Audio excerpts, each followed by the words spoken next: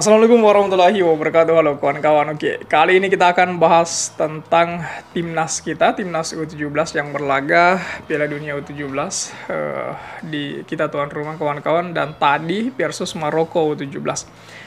At least secara keseluruhan it's overall jujur ya meskipun sebenarnya mengecewakan, tetapi kita harus kembali lagi kawan-kawan bahwasannya level permainan Maroko ya memang di atas kita.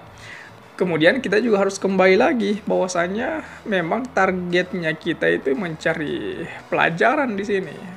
Targetnya kita itu ya untuk menimba ilmu, mencari banyak referensi, khususnya Bima Sakti, kawan-kawan. Dan untuk itu coba kita lihat analisa strategi, kemudian game plan-nya seperti apa, susunan pemainnya, serta statistik, dan masih banyak lagi catatan yang saya selipkan, terkhusus umpan-umpan pendek yang terlihat kurang sekali, malah semakin banyak umpan jauh yang saya pikir sangat merugikan buat tim kita. Dan kita sudah tahu bahwa fisik kita itu lemah. Kenapa harus banyak dribble? Ini yang sebenarnya menjadi PR besar kita yang seharusnya perlu di-highlight di wilayah ini. Coba kita bahas lebih jauh lagi kawan-kawan.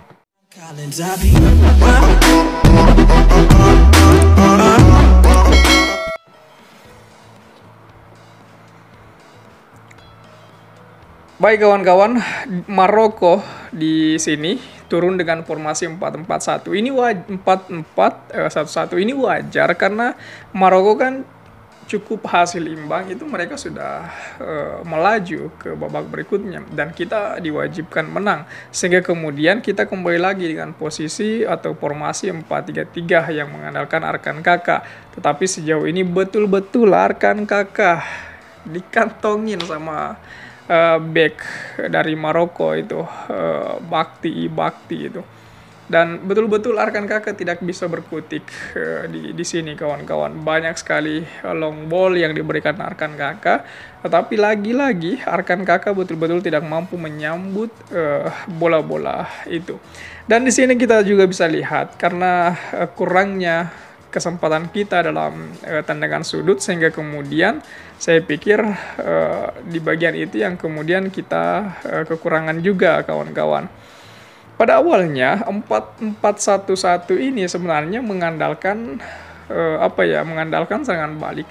Tetapi di awal-awal laga itu kan bisa kita lihat bahwasannya di awal-awal laga menit 1 hingga menit 30 babak pertama itu kan dipegang, diambil alih oleh Maroko kawan-kawan. Kita betul-betul dikurung di sini. Dan Maroko mungkin sudah belajar dengan kita ketika melawan Panama kemarin yang betul-betul betul-betul semacam memberikan kebebasan kepada lawan karena kita menunggu untuk saya pikir untuk menghemat tenaga, nanti di akhir-akhir laga kita gempur. Dan di sini Maroko memanfaatkan itu. Maroko memanfaatkan penghematan tenaga kita yang menghajar kita di babak pertama dengan di awal-awal babak dengan skor 2-0. Meskipun kita sudah bisa mengejar 2-1 hingga injury time kawan-kawan. Nah, sekarang kita masuk di area statistik. Area statistik di sini kan sudah kita lihat kualitas mereka. Mereka punya tembakan 28, kemudian yang on targetnya 9. Kita tembakan 10, on target cuma 2.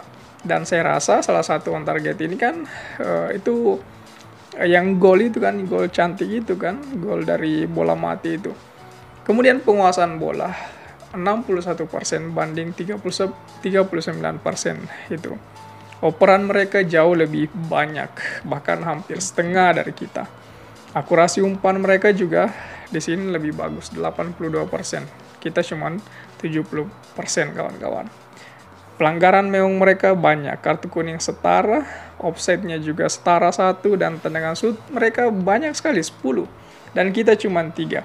Di akhir-akhir laga, saya harap banyak tendangan sudut yang bakal kita dapatkan karena memang kita mengejar ketertinggalan. Tetapi ya seperti itu, ketika ada bola datang, lawan belum press, kita sudah angkat angkatnya juga nggak maksimal. Kemudian umpan-umpan pendek itu rasanya hilang di pertandingan kali ini, di match kali ini.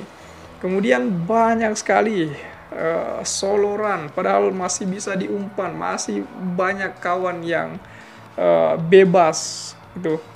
Ini terlalu ingin diekspos, terlalu ingin di-show. Mungkin dilihat dari puluhan ribu penonton, rame kalau teriak jika ada yang dikolongin, jika bisa press jauh. Ini kan semacam ini yang harusnya dikurangin oleh timnas kita, kawan-kawan. Jadi saya rasa hal-hal semacam itu perlu kita perhatikan di laga-laga ke depannya. Kemudian saya juga punya catatan menarik di sini. Saya ingin membaca permainan ini itu dari pertama, bahwa kita itu di press terus hingga menit 26, penalti untuk Maroko. Gol 1-0, Maroko semakin nyaman itu. Kelihatan sekali di sini timnas kita kelelahan itu. Pergerakannya lambat hingga hasilnya banyak pelanggaran beruntun di situ.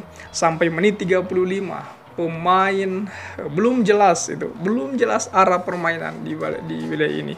Tapi memang perlu diakui Maroko tampil bagus sekali, luar biasa bagus itu. Nggak bisa ngasih peluang Indo untuk berkembang. Kita memang sulit sekali untuk berkembang permainan kita. Para pemain egonya itu kan masih tinggi, mereka ingin terlihat perform itu. Come on man, ini yang merugikan tim itu seperti itu. Main 1-2 sentuhan itu lebih enak dilihat sebenarnya. Tapi ini kan semacam hilang juga itu. Ini malah maksa slow itu. Ini maksa sekali untuk show banget. Hingga menit 38, hancur-hancuran sepak pojok kapten Maroko di tengah itu bebas banget itu. Indonesia gol tendangan bebas di menit 40 itu. Saya rasa cantik sekali itu. Kalau saya bilang nominasi Puskas itu, kalau saya bilang itu. Kemudian kawan-kawan masuk babak kedua, harusnya lebih menekan timnas kita, tapi masih ada kesalahan yang nggak penting.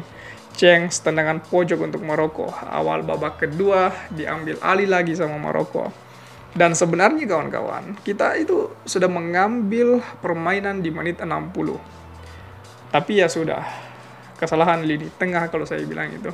Kesalahan lini tengah. Akhirnya menit 63 kebobolan itu. 3-1 fix sampai selesai. Ini yang kemudian membuat saya bertanya-tanya.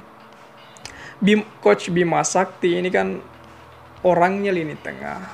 Kenapa tidak mampu menghidupkan lini tengah kita itu? Itu yang kemudian menjadi pertanyaan mendasar kawan-kawan. Bagaimana tanggapan kawan-kawan mengenai hal ini?